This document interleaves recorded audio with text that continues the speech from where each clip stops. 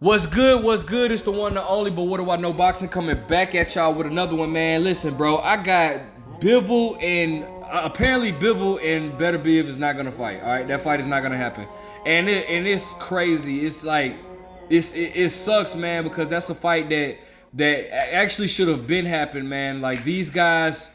And you know what's crazy is nobody really speaks. I mean, I've heard a few people like 78 speak on it a few times, but I've never heard anybody outside of 78 really just, or I think maybe Boxing Ego might have, but I haven't really heard people just like really just push for that fight. And these guys have been at light heavyweight their entire career. You know what I'm saying? I've always stated that Dmitry Bivol is my favorite at 175. Although I thought that Beterbiev was the most dangerous, but these guys apparently they tried to make a fight happen. They didn't. The fight didn't go through. So you know how I do it. I do the research. You guys pay attention. Let's go ahead and get started. So it says Artur Beterbiev versus Dmitry Bivol. Talks fell over money. Bivol may now take Canelo Alvarez rematch. So shout out to TalkSports.com. This is where I got this information from. It says Artur Beterbiev versus Dmitry Bivol is one of the best fights that could be made in boxing today, but it won't be happening this summer. Talks for the undisputed WBA, WBC, IBF, and WBO light heavyweight world title showdown has collapsed over money. Bivol and his manager Vadim Kornilov have confirmed. Says WBA champion Bivol won all the boxing's notable fighter of the year awards last year after his shock win over Canelo Alvarez and impressive defense against Gilberto Ramirez. He definitely had a hell of a year last year. WBC, IBF, and WBO champion Beterbiev unified 3 titles by beating Joe Smith Jr. last year and then knocked out Anthony Yarde in a stunning mandatory defense in January, which was actually a hell of a fight. Following his win, talks began to try to make a match between 2 Russians. However, this has not come into fruition. Bivol told Big Fight Weekend, all this time I tell my team, let's make the fight, let's make this fight. They were discussing, but finally they told me there is nothing interesting for all of us for my business. It's nothing for this time. Maybe next fight we could talk because there is no good offer for this fight right now. Kornilov, which that's Bivol's manager, explained there was discussion for June/July, but the bottom line is what was being discussed was not serious enough to make the fight happen at that point. We were talking about trying to make the fight in June/July, whether it was going to be in the UAE or the USA. But the numbers that were brought up, what we were trying to make materialize, it was not materializing. So the numbers that were brought up, what we were trying to make materialize, was not materializing. There are two sides to that fight. They're both pound for pound fighters. They're both top 10 pound for pound fighters, and they both want to make money. They both want to make money and be worth their while. They both want this fight to be worth their while. I believe that they feel the same way we feel. What was being talked about in June/July was not at the level of the fight, and that's why it didn't materialize.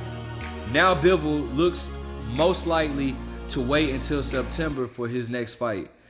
Again, it is possible that he could defend his belt against Jaime Munguia. You know what? Let me tell you something. I pray that they don't do that.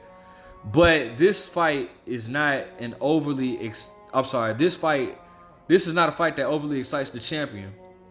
In September, Bivol could move down and wait to make a more lucrative rematch with Canelo for his undisputed WBA, WBC, IBF, and WBO super middleweight titles instead. Beterbiev, meanwhile, has been ordered to defend his WBC mandatory against his WBC mandatory Callum Smith next. That's actually an interesting matchup, Beterbiev versus Callum Smith. I like that. Now, this right here to me is some sad news because it's like, bro, actually these both of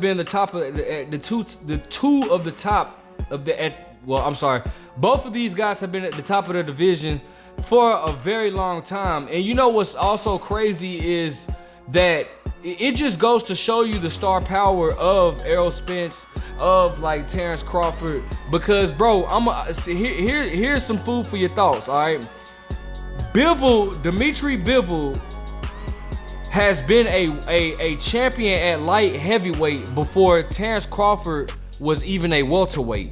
But yet, we put more pressure on Terrence Crawford and Errol Spence than we do Dmitry Bivol and Artur Beterbiev. I just want to put that in your head. All right, I just want to put that in your head. Okay, Artur Beterbiev or Beterbiev. How I think that's how he prefers people to pronounce it.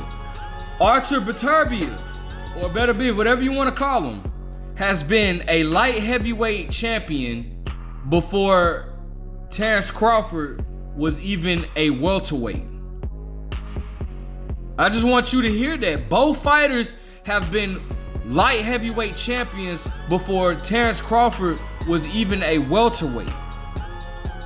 And yet we put, nobody has been putting the pressure on these two to fight each other. Right?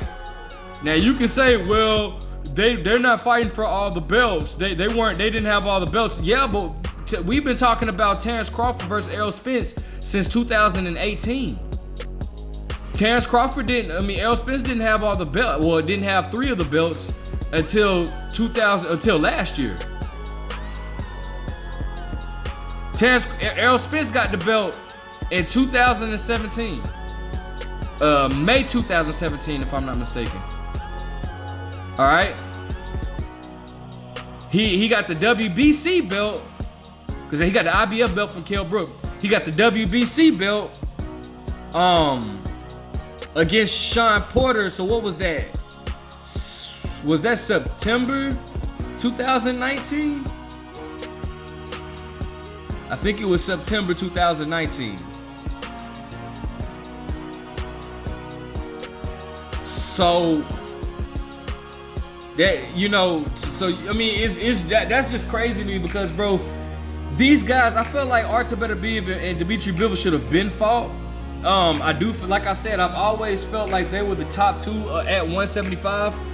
Dmitry Bivol being my favorite. I mean, Dmitry Bivol is one of my favorite fighters. He definitely had a breakout year last year, beating Canelo Alvarez, then beating the big old Gilberto Ramirez. So he's had a breakthrough moment, and I'm not mad at Bivol at all. I know at one point top rank, obviously Bob Arum was saying that he wasn't interested in making the fight with Dmitry Bivol for whatever reason, and I don't know why. But at one point, Bob Arum didn't want to make that fight happen. But now it's just I guess they can't get the money together.